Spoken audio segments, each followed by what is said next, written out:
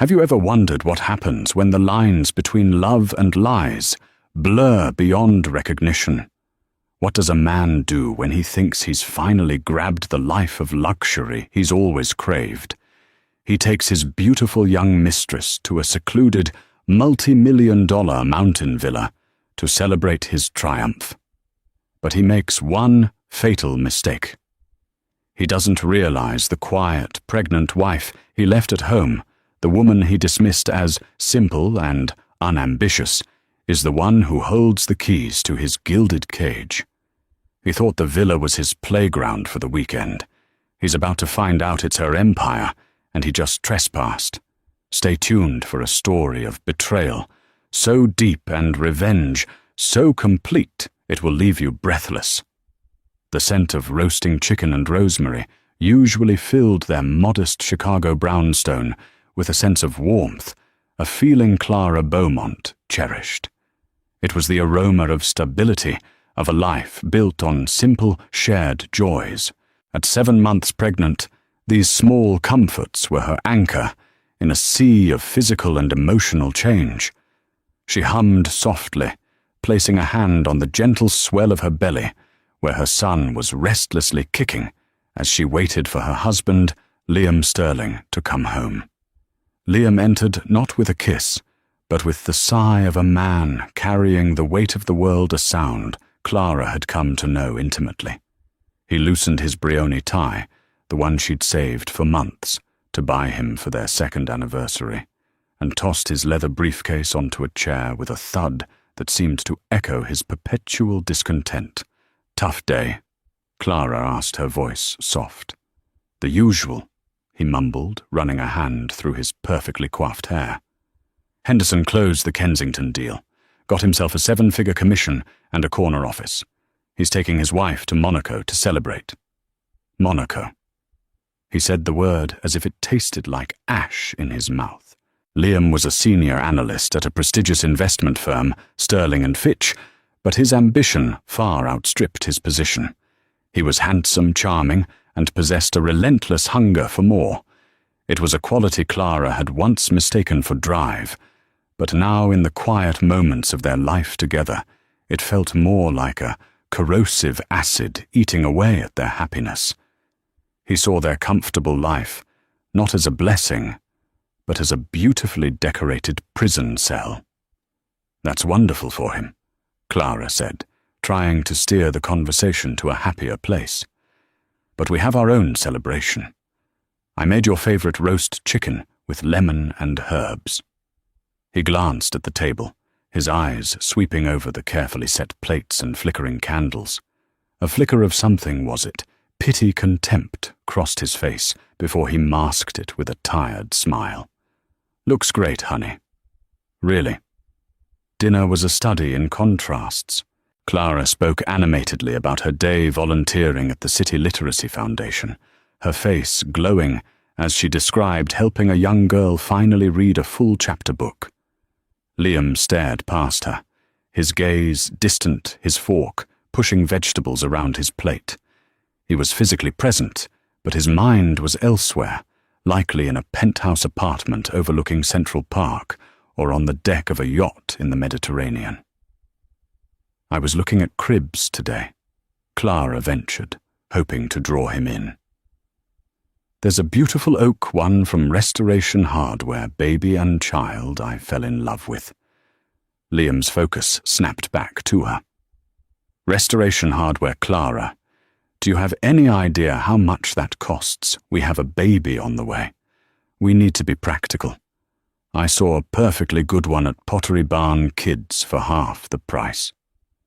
"It was just to look, Liam," she said gently, the familiar sting of his financial reprimands making her heart ache. "I just want the best for him." "We all want the best," he countered, his voice taking on a lecturing tone. "But the best has to be earned. It doesn't just fall into your lap. We're not your parents living off a comfortable pension with no real ambition." The jab at her parents, a retired history professor and a librarian, was unfair and deliberate. They were kind, loving people who had instilled in Clara a love for knowledge, and a belief that a person's worth wasn't measured by their bank account. It was a lesson Liam had never managed to learn. To him, her contentment was a character flaw. Later that night, as Clara lay in bed, she felt the chasm between them should growing wider. Liam was on his laptop, the glow of the screen illuminating the tense set of his jaw. He wasn't working.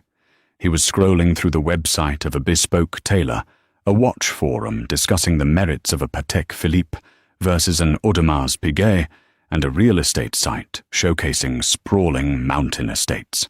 He was window shopping for a life he believed he deserved, a life he was convinced she was holding him back from. The lie she was living felt heavier than ever. The secret she carried was a burden she had chosen to bear out of love, a test she had set for the world. Her grandfather, the legendary industrialist Arthur Beaumont, had been a titan of industry, a man who built an empire from nothing. He had also been a man who saw how wealth could corrupt, how it could poison relationships and attract parasites. Before he passed, he had made her promise to live a normal life for a time, to find a partner who would love Clara Beaumont, the book-loving philanthropist, not Clara Beaumont, the sole heiress to a multi-billion-dollar fortune. She had met Liam at a charity gala she'd attended anonymously. He was charming, intelligent, and seemed utterly captivated by her. He loved her stories about her work, her passion for literature, and her dreams of a simple family. Or so she had thought. Now, 2 years into their marriage, and with their first child on the way, she saw the truth. He didn't love her for who she was. He resented her for what she wasn't, a gateway to the elite world he so desperately wanted to join. Her simple life wasn't a charming quirk to him. It was a roadblock. A week later, Liam came home with an uncharacteristic spring in his step. He kissed her a real kiss this time and presented her with a small bouquet of grocery store carnations. "What's this for?" she asked, a cautious hope fluttering in her chest. "I have incredible news," he announced, his eyes shining with an almost manic energy. "The firm is sending me on a leadership retreat this weekend. It's a huge opportunity. Only the top performers were chosen. It's at this exclusive resort up in the mountains, the Eyrie on Silver Lake. Very high-end. It's the kind of place where big deals are made." Clara's blood ran cold. The Eyrie on Silver Lake. It wasn't a resort. It was a 15,000-square-foot glass and cedar masterpiece of architecture, a fortress of solitude and luxury perched on a mountain she owned. It was her grandfather's final project, his personal sanctuary, and now it was hers. It was the most private and valuable of all the Beaumont properties, its existence known only to a handful of people. There was no corporate retreat. There were no top performers. There was only a lie. She felt the baby kick a sharp, insistent reminder of the life growing inside her, the life she had to protect. She looked at her husband, at his handsome, beaming face, a mask of ambition and deceit, and she forced a smile. "That's amazing, Liam," she said, her voice betraying none of the glacial dread icing over her heart. "I'm so proud of you." The moment the front door closed behind Liam on Friday morning, the facade of the supportive wife crumbled, leaving behind a woman of cold, calculating clarity. The hurt was a physical thing, a crushing weight on her chest, but it was overshadowed by a burgeoning, unfamiliar rage. This wasn't just about infidelity.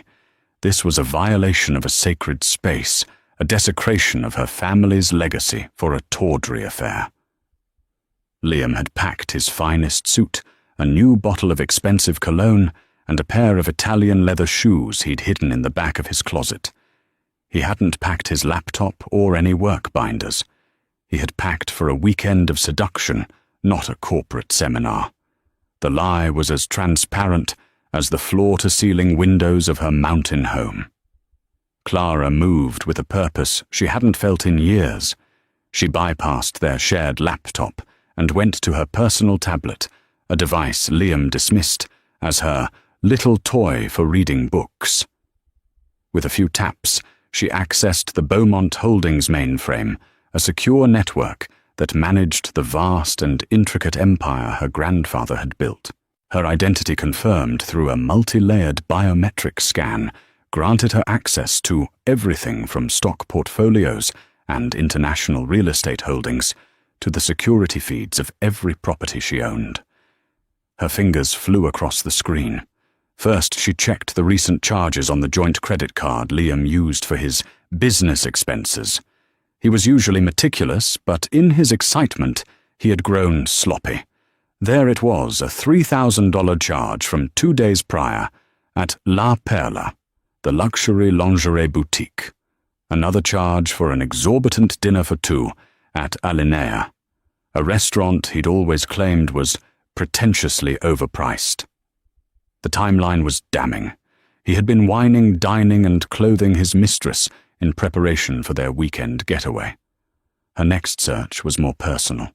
She pulled up the employee roster for Sterling and Fitch.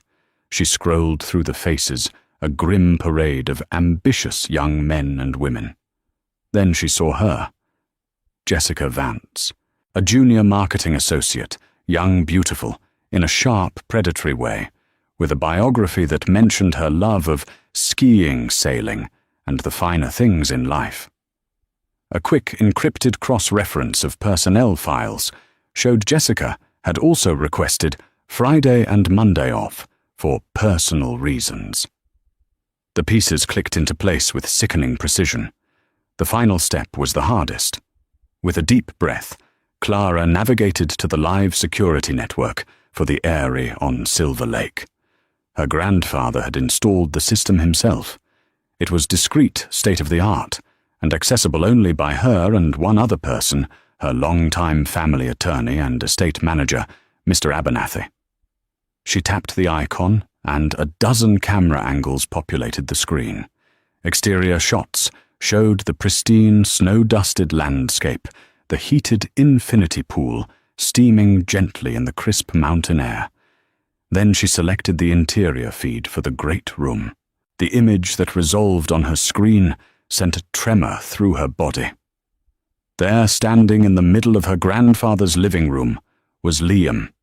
He was laughing, a bottle of champagne in his hand, a 1996 Salon Le Mesnil, from her private cellar, a bottle worth more than their car. And next to him, her fingers tracing the spine of a rare first-edition book on the shelf, was Jessica Vance. She was wearing a silk robe that Clara knew for a fact was not hers. They were touching everything, their presence a stain on the carefully curated space. Liam was gesturing expansively, as if he were the lord of the manor. Clara watched her breath catching in her throat as he led Jessica to the massive panoramic window. He pointed out at the lake below his posture, radiating a smug proprietary pride. He was performing, playing the role of the powerful man he so desperately wanted to be, using Clara's legacy as his stage and her assets as his props. The betrayal was so profound, so audacious, it almost defied comprehension. He hadn't just cheated on her. He had stolen from her. He was using her heritage, the very thing she had hidden, to protect their love, as the currency to buy the affection of another woman. Tears pricked at her eyes, hot and sharp, but she blinked them away. This was not the time for grief. Grief could come later. This was the time for action.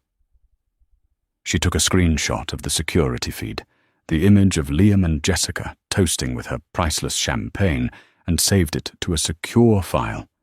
Evidence. She then placed a call. The phone was answered on the first ring. "Mr. Abernathy," she said, her voice low and steady, devoid of the emotion churning within her. "Clara." His voice was warm, a familiar comfort for as long as she could remember. Is everything all right? Is it the baby? The baby is fine, William. I, however, am not. I have a situation, a security breach at the Eyrie. There was a pause on the other end. Mr. Abernathy, a man of impeccable discretion and razor-sharp intellect, understood the gravity of her tone immediately. The Eyrie was more than just a house. A breach. The silent alarms haven't been triggered. The perimeter is secure. He said, his voice instantly shifting from paternal to professional. The breach is on the inside, Clara explained coolly. My husband, Liam Sterling, has gained unauthorized access to the property. He has a guest with him, a woman named Jessica Vance. Another pause, longer this time. She could almost hear the gears turning in his brilliant legal mind as he processed the implications. Clara, I am so profoundly sorry, he finally said, his voice laced with genuine sorrow for her personal pain. Thank you, William, she replied, her own voice hardening. But I am not calling for sympathy. I'm calling for a solution. I need you to assemble a team. I want our best security personnel and a local sheriff on standby. Have them meet me at the access road gate tomorrow at 2 p.m. sharp. I want a locksmith and a digital forensics expert ready to sweep the premises. And please draft the necessary legal documents. All of them. All of them, he confirmed, knowing exactly what she meant. Divorce filings, a petition to nullify their prenuptial agreement on grounds of fraud and infidelity, legal notices to every financial institution they shared, freezing all joint assets. Every last one, she confirmed. He thinks he's entered the world of the elite. I'm going to show him the exit. Consider it done, Clara. We will be ready. What is your plan? Clara looked at the screen, at the man she once loved, and the woman who was a stranger, both of them laughing in her home, oblivious to the storm that was about to break over their heads. I'm going to pay them a visit, she said, a sliver of ice in her voice. It's time the lady of the house made an appearance. The drive from Chicago to the secluded mountains of Silver Lake was a 5-hour journey through the heart of the country, a transition from bustling urbanity to serene, imposing nature. For Clara, it was a pilgrimage from one life to another. She wasn't driving her sensible hybrid sedan. At her request, Mr. Abernathy had a car delivered from her private collection an hour after her call, a slate-grey Aston Martin DB11, a vehicle of understated power and elegance. Liam didn't even know it existed. Driving it now felt like slipping back into a skin she had shed for love, a skin she now needed for war. The car devoured the highway, miles with a low predatory growl. Inside the silent leather-clad cabin, Clara was an island of calm, in a swirling vortex of memory and resolve. She thought of her grandfather, Arthur, and his gravelly voice echoing his most frequent warning. Money doesn't change who you are, Clara Bell. It just makes you more of it. A good man becomes a philanthropist. A greedy man becomes a monster. Liam, it seemed, was starving, and he had just walked into a banquet. She had loved him so completely. She had believed in the future they were building, a future centered on family love and shared values, not stock options and luxury brands. She had willingly placed herself in a gilded cage of her own making, hiding her immense resources, all to give their love a chance to be real. And for what? So he could use the very keys to that cage to entertain his mistress? The irony was so bitter, it tasted like poison, as the cityscape gave way to rolling farmlands, and then to the foothills of the mountains. Her phone buzzed. It was a text from Liam. Hey honey, this retreat is intense, back-to-back sessions. Barely have a minute to breathe. Hope you and the little guy are doing okay. Love you. The casual cruelty of the lie was breathtaking. She imagined him typing it with one hand, a glass of her champagne in the other, Jessica laughing beside him. She typed back a simple, placid reply. "We're fine. Take care. And learn lots. Love you too." The words felt like shards of glass in her mouth. Every "love you" he had ever uttered now seemed like a calculated move in a long con. Was any of it real? Had he ever looked at her, the real her, and felt anything other than the chafing disappointment of a prospector who thought he'd struck gold but only found pyrite? The road began to climb, winding through dense forests of pine and aspen. This was Beaumont land, miles and miles of it, purchased by her grandfather decades ago to preserve its natural beauty. The air grew thinner, crisper. The world fell away, replaced by a majestic silence, broken only by the hum of the Aston Martin's engine. An hour later, she reached the first checkpoint, a discreet unmarked gate on a private access road. As promised, 2 black SUVs were waiting. Mr. Abernathy stepped out of the lead vehicle as she pulled up.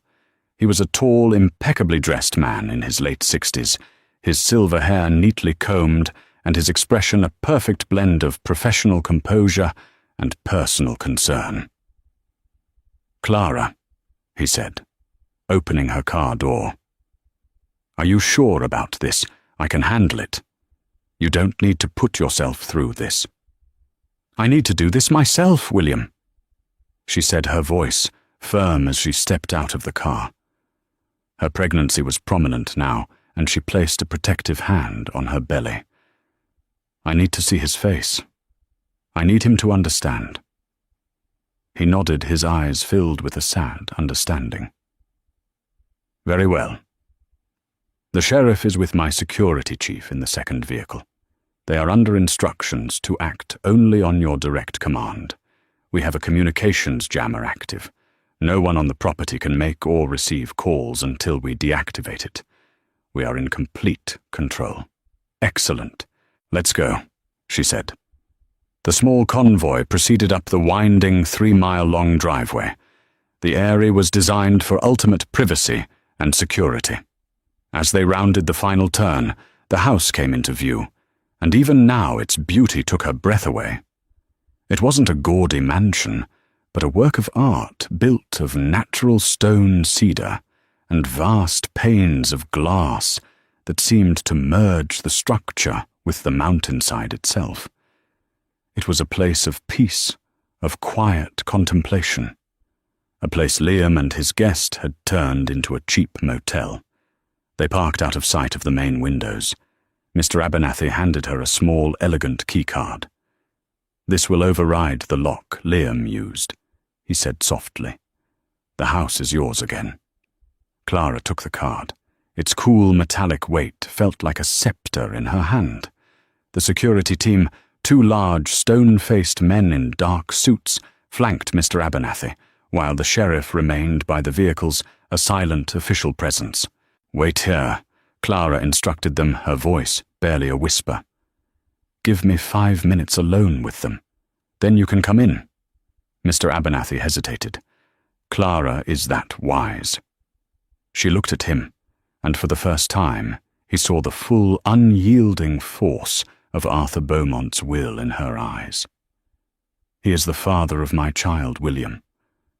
I will grant him the courtesy of hearing his downfall directly from me. And I want to see her face when she realizes her sugar daddy's credit line has just been permanently closed." With that, she turned and walked toward the massive cedar door of her house, her steps steady and sure. The pregnant, unassuming wife was gone. In her place stood Clara Beaumont, the billionaire owner, arriving to evict the squatters. The sound of obnoxious, bass-heavy pop music pulsed through the thick cedar door, a profane heartbeat in a house built for silence and symphony. Clara's hand did not tremble as she raised the keycard. The electronic lock chirped a soft, melodic tone, the owner's access chime, and the heavy door swung inward with a silent hydraulic hiss. The scene before her was even more vulgar than the security feed had suggested. Liam and Jessica were dancing, if it could be called that, in the center of the great room. Liam, his tie undone and shirt unbuttoned halfway down his chest, was swaying awkwardly, a half-empty bottle of Macallan 25 from her father's private collection dangling from his fingers. Jessica, clad in a ridiculously small bikini and one of Clara's cashmere throws, was laughing a shrill, unpleasant sound that scraped against the room's perfect acoustics. Empty glasses, a plate of half-eaten imported cheeses, and an overturned bowl of olives littered the surface of a priceless George Nakashima coffee table. They hadn't heard her enter. Clara stood there for a long moment, a silent spectre in the doorway, letting the tableau of their cheap desecration burn itself into her memory. This was the fire that would fuel her resolve. She cleared her throat. It was not a loud sound, but in the sudden absence of music, she'd disabled the Sonos system from her phone. The moment she was inside, it cracked through the room like a bullwhip. They froze. Liam turned first, a drunken, lopsided grin on his face, ready to greet what he probably assumed was a housekeeper he hadn't been told about. The grin vaporized when he saw her. His face drained of all color, leaving a pasty, slack-jawed mask of pure shock. He looked from Clara's stony face to her swollen belly, and his eyes widened in horror as if seeing them both for the first time. "Clara." He stammered, his voice a strangled whisper. The whiskey bottle slipped from his grasp and thudded onto the plush Tibetan rug, a dark stain spreading instantly. What are you doing here? How did you get here?" Jessica, meanwhile, was recovering from her initial surprise with belligerent arrogance. She pulled the cashmere throw tighter around her shoulders, glaring at Clara with open hostility. "Who the hell are you?" she demanded, looking to Liam. "Is this your crazy ex-wife or something?" Clara ignored her completely. Her eyes, cold as the mountain lake outside, were locked on Liam. "I should ask you the same question, Liam," she said, her voice dangerously calm. "What are you doing here? I believe you told me you were at a corporate leadership retreat." Liam scrambled for a lie, his mind visibly malfunctioning under the pressure. This is the CEO's private lodge. He lent it to me. To us. To the team for the weekend. A reward. I was going to tell you." The lie was so pathetic, so transparently desperate, that Clara almost laughed. Instead, she took a slow, deliberate step into the room, her gaze sweeping over the mess, the empty bottles, the woman in her bikini. "The CEO's lodge," she repeated, her voice dripping with mock curiosity. "That's fascinating. I wasn't aware that Robert Henderson, the CEO of Sterling and Fitch, had any relationship with my grandfather Arthur Beaumont, especially since my grandfather passed away 5 years ago after personally overseeing every last detail of the construction of this house, his house, and now my house." The words hung in the air, each one a hammer blow against the glass walls of Liam's deception. Jessica's smug expression dissolved into a mask of confusion. She looked from Clara to Liam, her eyes narrowing. "What is she talking about? Liam, your boss's house." Liam was shaking his head, sweat beading on his forehead. "She's lying. She's delirious.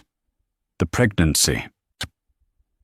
Clara finally turned her gaze to Jessica, a look of profound pity and dismissal in her eyes. "He told you he was rich, didn't he?" she said, her voice soft but carrying an edge of steel. "That this was his life, that he was some big-shot executive on the fast track to a partnership." Jessica stared, speechless. "Let me introduce myself properly," Clara continued, stepping further into the room. "My name is Clara Beaumont. Liam is my husband, and you are currently an uninvited guest in my home, drinking my liquor, and I believe wearing my throw." She gestured to the cashmere wrap. I'd like it back. The full weight of the situation finally crashed down on Jessica. Her mouth opened and closed silently, her face a comical picture of dawning horror.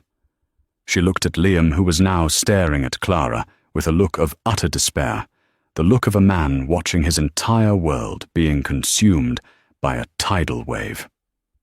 Beaumont. Jessica whispered the name, finally registering. Beaumont Holdings. Beaumont Tower. The Beaumont Foundation.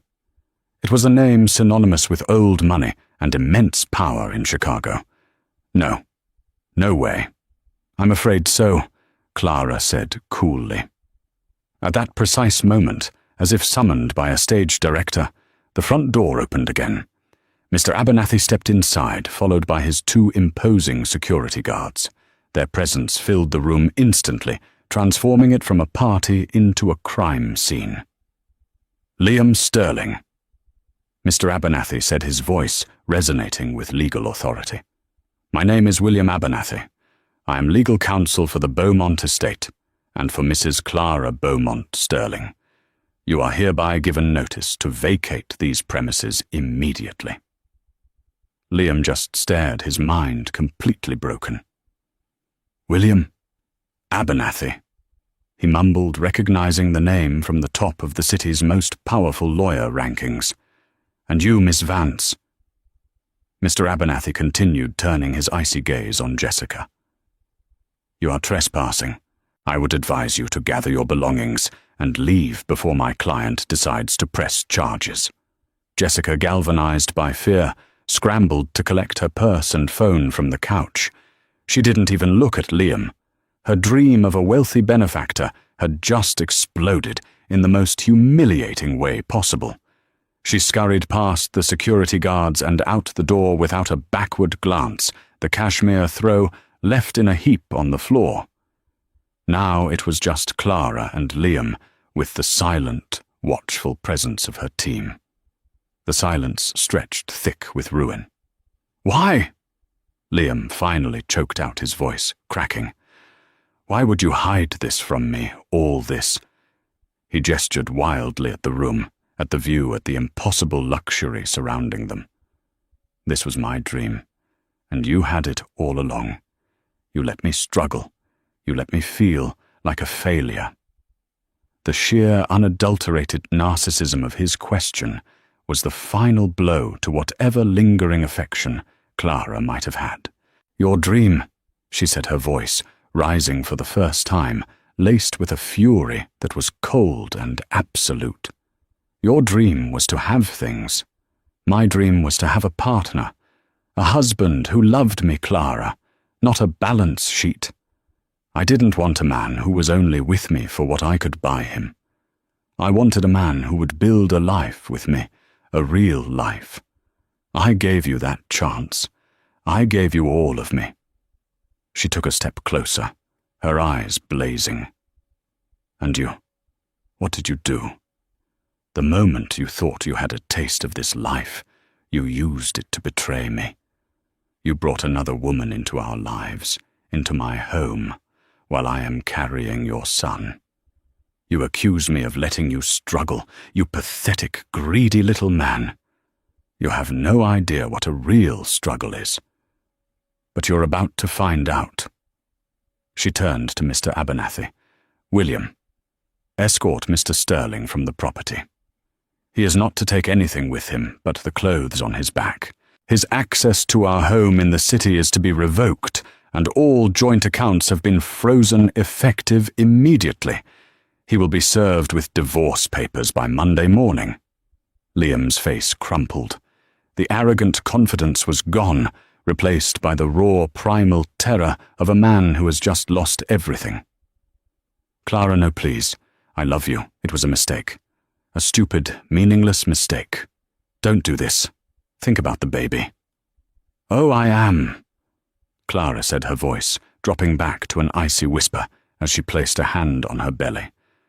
I am thinking of nothing but this baby, and I will not raise him in a house with a man like you. I will not have his father be a liar, a cheat, and a thief. She turned her back on him, a gesture of final and complete dismissal. "Get him out of my house." The security guards moved forward, each taking one of Liam's arms. He didn't resist. He was utterly broken. As they led him past her towards the door, his eyes filled with tears of self-pity, pleaded with her. She did not look at him. She kept her gaze fixed on the magnificent view out the window, the serene, beautiful lake that was hers, the future that was hers. The last thing Liam saw of his wife was her regal, unyielding silhouette against the mountain vista he had so desperately coveted. Then the door closed, and he was left with nothing. The crisp mountain air felt like a slap in the face as the security guards deposited Liam Sterling on the gravel of the driveway. The heavy cedar door of the Airy clicked shut behind him with an air of finality, the sound of his entire world locking him out. He stood there for a moment, disoriented, the pop music from his tryst still a faint, mocking echo in his mind. The black SUVs started their engines, their headlights cutting through the encroaching twilight, and drove away without a backward glance, leaving him utterly alone in the wilderness. His first instinct was to call someone. He fumbled for his phone, his hands shaking so violently he almost dropped it. He tried to call Clara, to beg, to reason, to scream. The call wouldn't connect. No service. He tried to send a text. Message failed to send. He remembered Mr. Abernathy's words about a communications jammer. They had thought of everything. They had isolated him in his own personal hell. Panic, cold and sharp, began to set in. The temperature was dropping rapidly as the sun dipped behind the mountain peaks. He was wearing a thin dress shirt and trousers completely inadequate for the cold. He had no wallet, no keys. His belongings, his phone charger, his expensive weekend bag, his very identity were inside that house, or perhaps in his car, a sleek Audi A7, parked somewhere down the long private road. He started walking, stumbling down the gravel path in his slick-soled dress shoes. Every shadow in the dense forest seemed to hold a threat. The silence of the mountains, which had seemed so aspirational just hours before, was now oppressive and menacing. It took him nearly an hour of frantic, near-running descent to reach the main access gate where he'd left his car. He slumped against the driver's side door, gasping for breath relief washing over him. He could drive back to the city, find a friend, figure this out. He pulled on the handle. Locked. He felt his pockets. The key fob wasn't there. It was in his jacket back in the house. A fresh wave of despair crashed over him. He was stranded. After another 30 minutes of desperate, useless searching, a car approached. It wasn't one of the black SUVs. It was a local taxi, its roof light a beacon in the darkness. It pulled up beside him. "You Mr. Sterling?" the driver asked, a grizzled man with a sympathetic look. Yes, that's me," Liam said, hope surging. "Did my wife send you? A Mr. Abernathy called. Said you needed a ride to the bus station in town," the driver said. He gestured to a small envelope on the passenger seat. "He prepaid the fare and left this for you." The bus station. Not a ride back to the city. The bus station. The humiliation was a physical blow. Liam snatched the envelope. Inside was $500 in cash and a single starkly printed note, a severance. "Do not attempt to contact my client again. All future correspondence will be through legal counsel." The 2-hour bus ride back to Chicago was a blur of fluorescent lights, the smell of disinfectant, and the hollow-eyed stares of his fellow passengers. He was one of them now. He, Liam Sterling, who dined at Michelin-starred restaurants and dreamed of Patek Philippe watches, was riding the midnight bus like a common vagrant. He arrived in the city in the early hours of the morning and took a taxi to the brownstone, his last $100 crumbling in his fist. He would wake Clara, he would get on his knees, he would promise her anything. He walked up the familiar steps and put his key in the lock. It didn't turn. He tried again. Nothing. He looked closely and saw the telltale scratches of a brand new deadbolt. The locks had already been changed. He banged on the door, his voice hoarse. "Clara, Clara, it's me. Let me in. Please, let's just talk." No response. The house remained dark and silent. A light flicked on in the neighboring house, a curtain pulled back by a curious, annoyed face. Defeated, he slumped onto the steps, the full catastrophic reality of his situation settling in. The next 48 hours were a systematic dismantling of his life. When he went to an ATM on Monday morning, his debit card was declined. "Account frozen," the screen read. He tried his credit cards. All declined. He called his office planning to beg for an advance, only to be patched through to human resources. Liam, the HR director's voice, was cold and formal. "We received a call this morning from William Abernathy. In light of the serious allegations of misuse of company time and misrepresentation, coupled with a potential scandal involving the Beaumont family, the board has decided to terminate your employment, effective immediately." "You can't do that," he sputtered. "I'm a top performer. Your performance is no longer a factor. Security is on their way to escort you to your desk to collect your personal items. You have 10 minutes. He was marched through the office like a criminal, his former colleagues staring, whispering. David Chen, his closest friend at the firm, just shook his head with a look of pity and disgust. The life he had worked so hard to build, the persona he had so carefully crafted, had been erased in a weekend. That afternoon, a courier delivered a thick legal envelope to the cheap motel room he'd paid for with the last of Abernathy's cash. It contained the divorce papers. He read through them in a daze. The terms were brutal and swift. Clara was citing infidelity and fraud. The prenuptial agreement, which he had thought was his safety net, had a stringent infidelity clause that rendered it null and void. He was entitled to nothing. Not the house, not the car, not a single dollar from any account bearing the Beaumont name.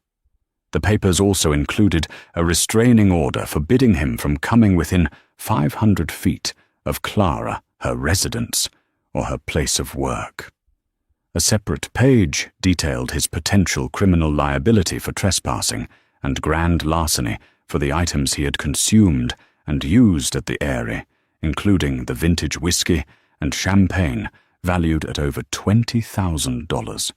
The document made it clear that Clara would consider pressing charges if he contested the divorce in any way. It was checkmate. He tried to call Jessica, a desperate last-ditch attempt for some sort of alliance or comfort. Her number was disconnected. She had vanished, a ghost who had wisely fled the scene of the crime. He was completely, irrevocably alone, a king dethroned from a castle that had never been his left, with nothing but the crushing weight of his own greed. While Liam's world was imploding, Clara was methodically rebuilding hers. She remained at the Eyrie for a week, not as a refugee hiding from her pain, but as a sovereign reclaiming her territory. The mountain air, clean and sharp, seemed to clear the fog of betrayal from her mind. The house, once tainted by Liam's presence, was cleansed. She had professionals come in to change the sheets, shampoo the rugs, and replace every bottle of alcohol he had touched. She reclaimed the space piece by piece. She spent her days in quiet reflection.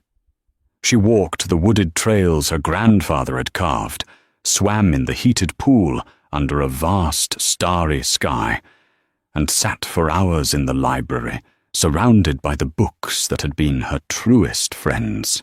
The grief was there, a deep, resonant ache for the man she thought she had married, and the future she thought they would share. She allowed herself to feel it, to cry for the loss of her innocence, and the love she had so freely given. But her tears were not for Liam, as he was, but for the illusion he had shattered. Mr. Abernathy flew in to join her midweek, bringing with him a mountain of paperwork. They sat in the great room, the George Nakashima table, now pristine, and planned the future. The divorce is straightforward, he explained, his tone gentle but businesslike. He has no grounds to contest it without incriminating himself further. His legal counsel, a public defender, I imagine will advise him to sign everything and walk away. Good, Clara said, her voice steady. I want a clean break, for my son's sake. About that, Mr. Abernathy continued, sliding another file across the table. I've taken the liberty of drafting the paperwork to have your son's last name legally declared as Beaumont. You can of course add Sterling as a middle name, if you wish, but no, Clara interrupted her decision, instant and absolute. He will be a Beaumont. He will be raised with the values of that name: integrity, philanthropy, strength. He will have no association with the name of a man who betrayed his mother. Her resolve impressed even Abernathy, who had known her since she was a child. He saw the fire of her grandfather in her, a strength she had kept hidden, but was now embracing. And what about the foundation? He asked. The board has been asking when you might consider taking a more active role. Your grandfather always intended for you to take his seat as chairperson. Clara had been content to work quietly in the background, managing a small literacy program, leaving the high-level corporate maneuvering to the board her grandfather had appointed. It was part of her normal life. But that life was over. Hiding her power had not protected her. It had only made her a target for a predator. Schedule a full board meeting for next month, she said, a new authority in her voice. It's time I took my seat at the head of the table. I have some ideas for a new initiative I want to launch, a program providing housing and educational grants for single mothers. I think I've just found my inspiration. The days at the Eyrie were not just about legal strategy, they were about healing. She spoke to her parents, telling them a sanitized but truthful version of events. They were heartbroken for her, but their unconditional love and support were a balm on her wounded spirit. They promised to come and stay with her as soon as she returned to the city. On her last day at the mountain house, Clara stood on the balcony overlooking the lake. The sun was rising, painting the sky in hues of pink and gold. She placed both hands on her belly, feeling the strong, steady movements of her son within. He was her future. He was her legacy. Liam had been a chapter in her life, a painful lesson in judgment. But he would not be her story. Her story was just beginning. She was not just the heartbroken wife anymore.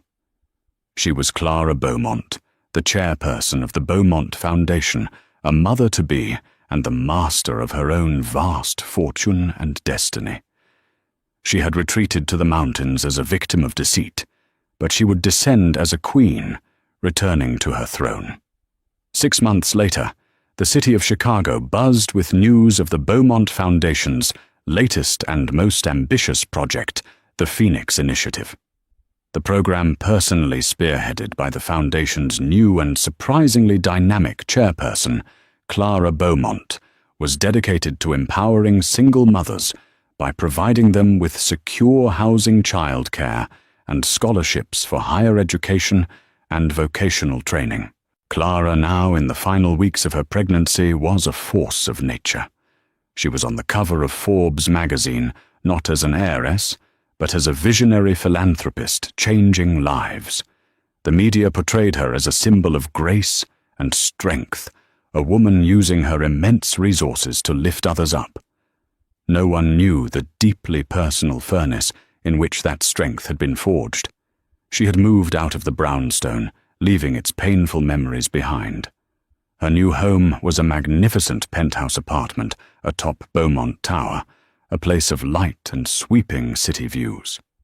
Mr. Abernathy had managed the sale of the old house, and every trace of Liam Sterling had been scrubbed from her life.